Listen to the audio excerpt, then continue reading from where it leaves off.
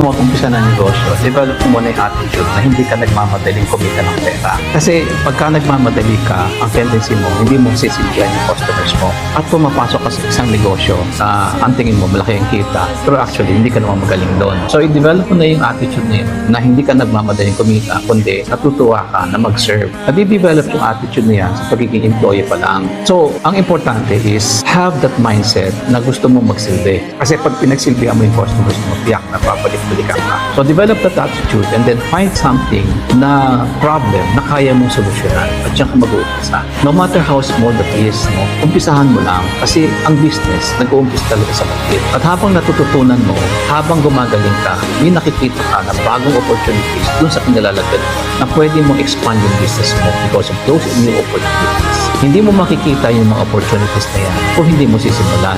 So ang unang-unang gagawin mo is develop that attitude of being a servant habang nasa employment ka pa lang.